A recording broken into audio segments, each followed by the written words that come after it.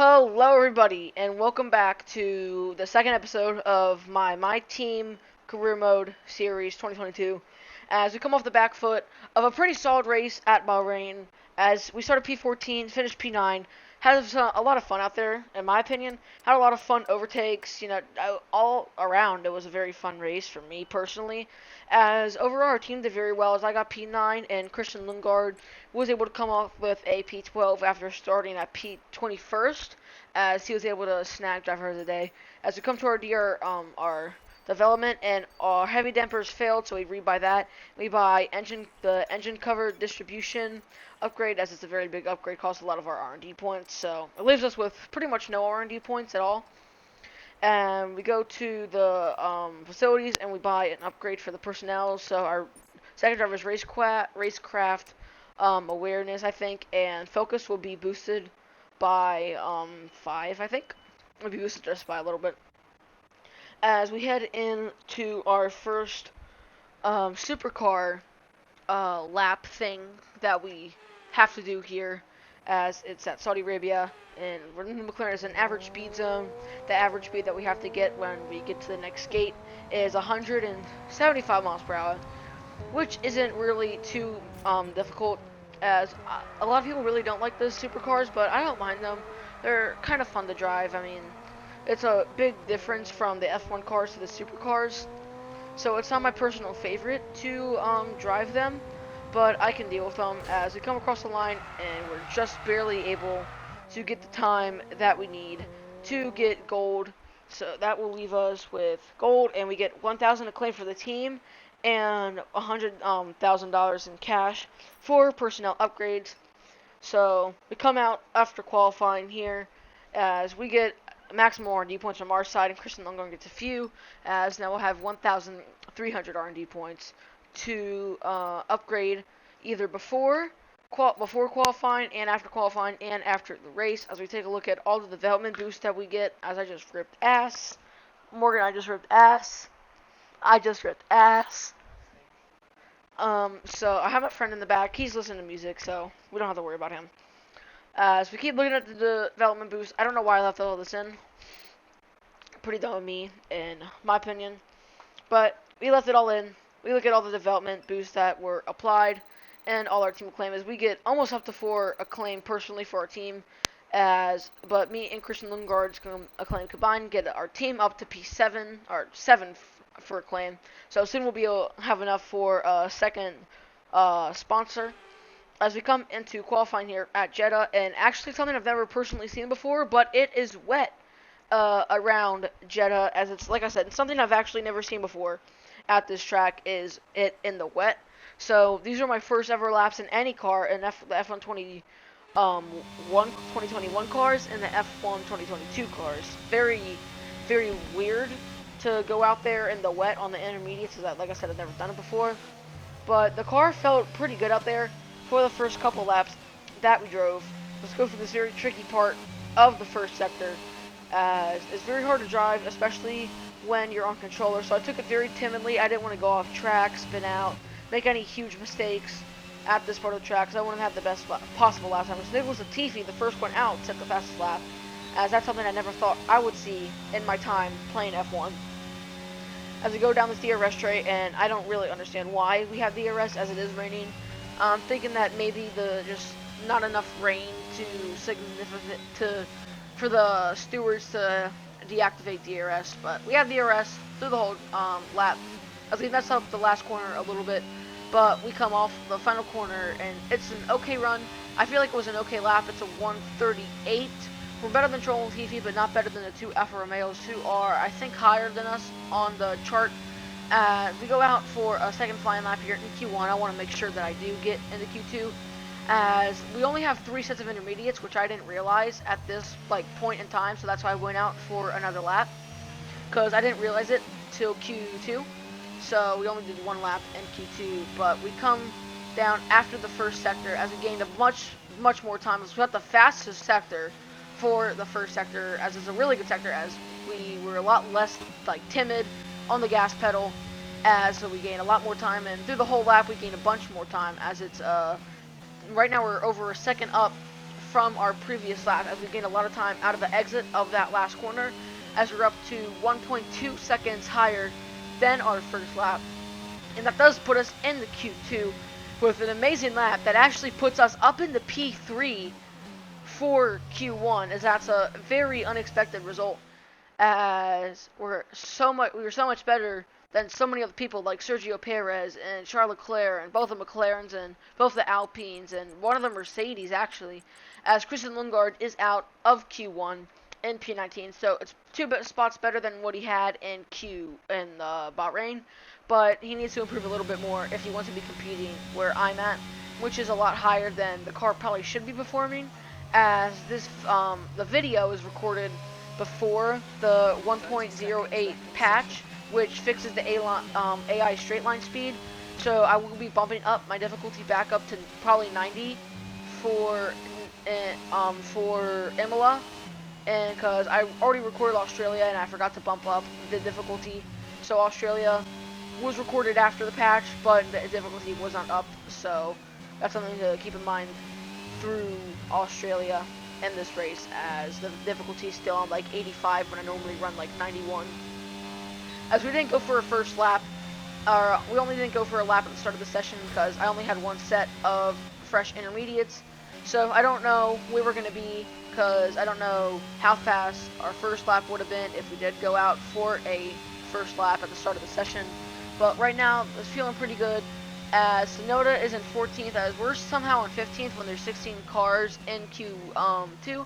So I don't understand why we're not in dead last, because we didn't go out for a first lap. But we come off the last corner, and the lap felt pretty good as we crossed the line for a 1:37.190, and that isn't put us into Q3 for the first time for our team, as that is P5, a very good result for our team, as Mick Schumacher's in the Haas, Daniel Ricciardo was out in the McLaren, as Kevin Magnussen did not set a lap time and went to go check the record, the race director, and he got both of his times taken away for his laps for cutting the corner, for cutting some kind of corner. I don't know what corner it was, but he's out of Q2, unlike Mick Schumacher, who was able to put himself up into Q3, as we had to go on a set of worn tires for our first lap around Jeddah, as Carlos Sainz hit the fastest lap at 1:35. That's something that we should try to be gunning for here, even though we're on a worn set of tires, as now Sergio Perez has an even faster lap at 1:35.2. They come through this first DRS straight after that coming through the second sector, as lap felt pretty good, as I already knew we were going to be a little bit off the pace for Q3 since we didn't have a fresh set of tires to use. We just had to really make the most out of these tires, try to find as much time as possible through all these corners, as we were able to extract a little bit of time out through this whole lap on a warm set of tires, but it's still not an amazing lap. It is a little bit slower than our Q2 lap, so I'm surprised that it wasn't as good, as it's a 1:37.349. As I was going to go out on a second lap, which I tried to do, but I timed the lap going out for the out lap so poorly that once I get control of this car, where the session is over. And so we're going to be P10, which is still Q3 and still P10, which I will take, but we're very far off Pierre Gasly, as George Russell's down the order, as he's only P8, and Mick Schumacher was able to out-qualify an AlphaTauri and a Mercedes as we go down to the trackside. Then welcoming you today to one of the jewels of the Arab world, Jeddah. One of the biggest cities in Saudi Arabia, second only to Riyadh, gateway to Mecca, and one of the biggest ports in the region. And now, host to the Saudi Arabia Grand Prix. So let's take a look at the topographical map of the Jeddah Street Circuit. As you can see, a number of challenging corners for the drivers to master here. We'll see just how much the teams have benefited from their time spent in practice this weekend. And like many street circuits, this track has the potential to punish drivers that get it wrong. Let's hope we avoid any safety cars today. It's time to see how our drivers are stacking up after yesterday's exciting qualifying session. Max Verstappen put in a fantastic lap yesterday, and he'll start from pole position. Sergio Perez lines up alongside. Moving on to the rest of the grid, we have Hamilton, Leclerc, Carlos Sainz and Norris. Mick Schumacher, Russell, Gasly, the owner driver, Ocon, Ricciardo, Guan Yu Zhou and Tsunoda, Magnussen, Bottas, Sebastian Vettel and Christian Lundgaard. Albon, Fernando Alonso, they've taken a grid penalty. Latifi and Lance Stroll brings the grid to a close. And now it's time to head down to the track. Anthony Davidson joins me once again in the commentary box. Ant, it's fantastic to have you with us here, but I'm curious, as a man with experience out on the track, how do you stop those pre-race nerves from becoming overwhelming when you're lining up on the grid? Well, I imagine they'll be starting to feel the adrenaline as they anticipate the rundown into turn one, a bit like preparing to go into battle. The unknown situation will bring nerves, but that's a good thing. It will keep them focused on the moment and on their surroundings as we build towards the start of the Grand Prix. As you guys saw the pre-race stuff, a couple drivers have taken some grid penalties. Fernando Alonso did take a grid penalty, so he'll be starting at the back of the field, which bumps up Christian Lundgaard by one spot, as Nicholas Latifi and Lance Stroll also took a grid penalty, but that won't affect anybody here. As we come to the second Grand Prix of the season, as it is lights out, and away we go at Jeddah, as we get a pretty good start compared to Pierre Gasly, as Russell tries to make a move on Lando Norris. They're going to be 3 wide, as we're going to dive down the inside of George Russell and Mick Schumacher. Me and George are going to be able to clear Mick Schumacher through the first part of this track, as we're going to be side by side with George Russell through the tricky part. He's going to clear us, but I'm going to dive down the inside, rig a little bit later, and push him out and gain the spot, as we're going to be up to P7 from P10 here at the start of this race. This is a very good start for us, as George Russell is going to be right behind us as we dive down into this lunging left-hander. It's not a big difference, but there is a little bit of, banking to that part of the track. One of my favorite turns of this track. As we go through the chicane here, we're a little bit slow, we go a little bit wide, but we're able to get a good run off that corner. But now George Russell on the last straightaway of this track is going to be trying to make a move on the outside of us into the last corner. We're going to be side by side, as no DRS, as we're coming to lap 2. We're going to be able to clear George Russell out of that corner, push him out a little bit, no contact made, as we're going to be able to clear him down that stretch. As Max Verstappen leads the first lap here at Jeddah, as Norris has already put away 2 seconds from me and George fighting, as George is going to try to make another move down into the first corner, as we're going to be able to stay ahead of him here. As we come off the final corner here to start lap 3 at Jeddah, as George Russell is going to be trying to make a nice move around the outside of us here, but we're not going to have any of that, as we're going to be able to push him out wide and keep clear just like we did at the start of lap 2. As it's all good now, as we're able to clear George Russell. We make a little bit of contact with the wall, just checking, just to make sure that there's not too much damage. As we come off that chicane here, George Russell is going to be trying to make a move here as we block high.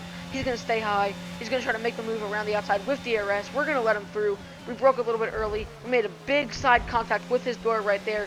We checked the vehicle for damage, all good, and we had DRS as we let him by a little bit earlier. As we're all good, and again in the same spot, he was able to just get so much more speed through that part, as we're going to be able to have DRS and be able to clear George Russell through the last corner as we come on to lap 5 now, as this race is going by fairly quickly here. As again, same spot, George Russell tries to make a move. He's just not able to get around us, but we're not holding anybody up behind us, as we've opened a big gap to Mick Schumacher already by 1.5 seconds. As now George Russell is going to try to look to the inside this time here on the front stretch as we start lap 6, and he is going to be able to clear us, but we're going to stay with him here, not give up our spot so easily, as I really want this P7 for the team, as it will be really good points to help us in the constructors. As George tries to make a move here, he's going to try to look to the inside, but we are able to stay in front of him here at Jeddah. As now, again, on the last straightaway, he's always able to get to the outside of us. As, like I said, this was before the patch, so they still have insane straight line speed. As he's going to be able to dive down into that corner, but we're going to be able to get a better run off the corner and clear him, as we're already coming to lap 7. Like I said, this race is flying by, and Mick Schumacher has been starting to catch us up a little bit, as me and George Russell have been fighting.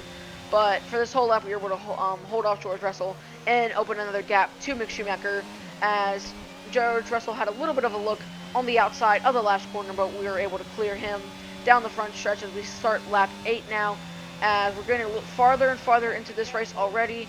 As soon we'll be pitting in the next 4 laps. George Russell tries to make a move on the front stretch, not able to make anything happen, but he will have DRS on the final stretch again, and he's going to look to the inside this time. First time trying the inside today, as it's still not going to be able to work, as we're going to be able to have that position over him, as he does almost able to make the pass on us. We're able to get the better run out of the corner, activate DRS, and almost be able to clear George Russell, but not yet, as he is going to be able to fight back on us here. But we are able to clear the British driver of George Russell, clear him down into this corner. As we come through, starting the second sector, George Russell is trying to make a move on us, as I didn't realize he was there. I try to block, and we go spinning out into the chicane, and we get rear wing damage, as that's going to be a big problem for the rest of this race. As on this stretch, I can already feel the damage starting to kick in as we come back out on the track at P17. But Christian Lundgaard is going to try to make a move, a teammate, and he will be able to easily waltz past us going down into the braking zone, as I'm still trying to get to grips with the rear wing damage. The car feels a lot more squirrely on the back end, so I was able to block off Vettel, as we still had 2 laps before we had to come in the pit. But I do have DRS on Christian Lundgaard, so I'm going to just try to get my head back into the game and try to get past him, my teammate of Christian Lundgaard. As I was thinking about trying to dive in, but that would probably result in some front wing damage, and I did not want that to happen, because stuff has happened too much this race. As we already have rear wing damage, which I can feel the effect of. Makes the back end feel a lot more squirrely, but we are still able to make a very nice move on our teammate of Christian Lundgaard into the first corner on lap 10. One more lap until the pit window opens, as now Christian Lundgaard is going to be able to pounce on us on this last stretch, just like George Russell was able to do. As this has been my struggle stretch so far this race, as I've been getting blown by cars. Cars have been blowing by me here, but I'm always able to get a better run than them off this corner and activate DRS. And unlike last time, I'm going to be able to go flying by, don't have to do anything special to get past my teammate of Christian Lundgaard, as we have opened up a big gap to Alexander Albon now, who got a very good first race at Bahrain, but now is showing where that Williams really is on the chart, down in P19 with his teammate in dead last, as we're able to stay in front of Christian Lundgaard going down into this sector, as we're just trying to hold him off here, as this rear wing damage really messed with me this race, as it was very hard to understand, because I've never really driven with rear wing damage before, as it's always been really complicated too, because I normally don't make a mistake like that where I just chop somebody off like that, as I take all blame for that incident with George Russell, as he should be mad at me going into Australia, so he is not going to be happy with me after this race, as I'm surprised that he didn't get any front wing damage from me going right across his front wing.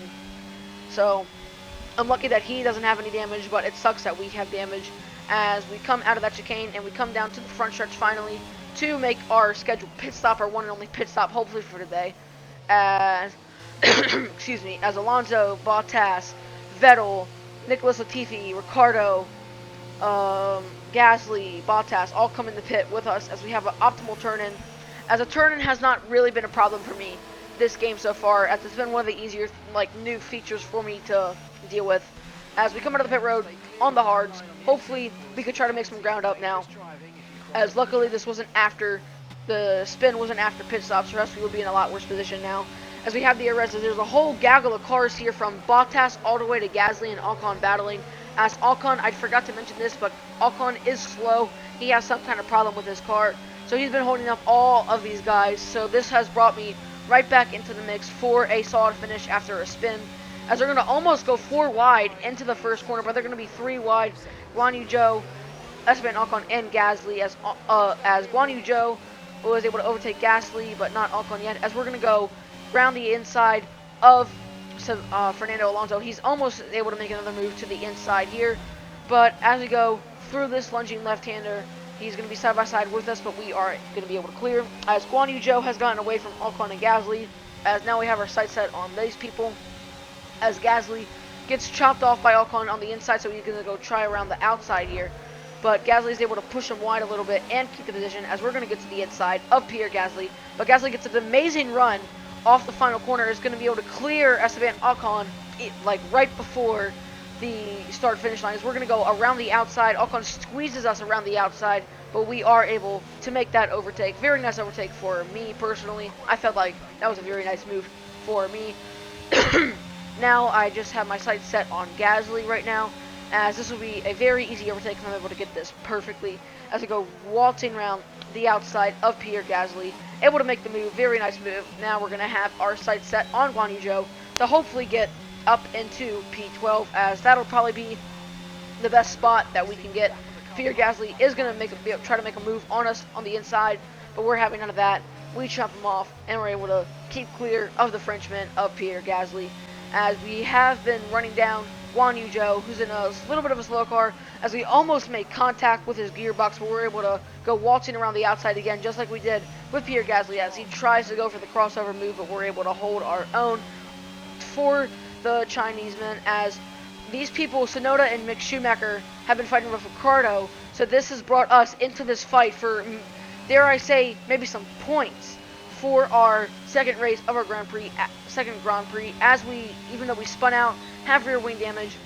I felt the effect this race, but maybe just maybe we have a chance for some points here if we can get Schumacher and Yuki Tsunoda, as we're going to have DRS here as coming to the 2 laps to go, and Tsunoda locks up, makes contact with Mick Schumacher. We're able to go the round side of both of them, but only be able to make the move on Mick Schumacher so far.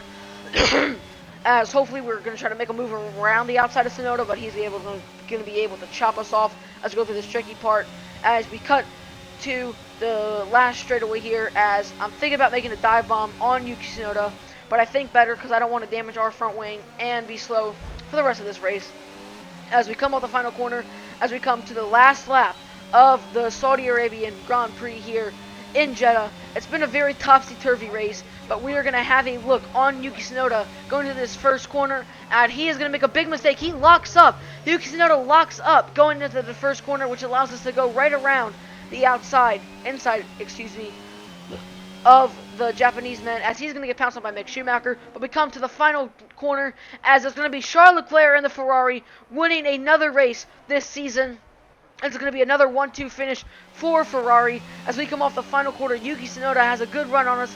He is going to try to make an overtake, try to take the last point from us, but we're going to be able to block him off, and we're going to come home for P10.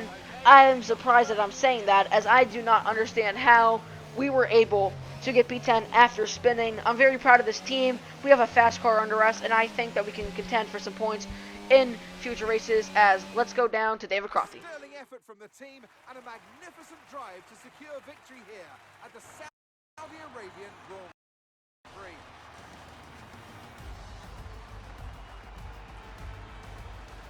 Talk to me, Ants. What was it that set them apart from the competition today? Well, this was a real team victory. They put together a solid strategy today that appeared well suited to the conditions out on track. The driver did everything that was expected of them in the moment to really execute the team's plan to perfection. A shining example of how F1 really is a team sport. Looking at the podium, you can see that red suit familiar to fans across the globe. A world-class win for a world-class team. Ferrari, do it again.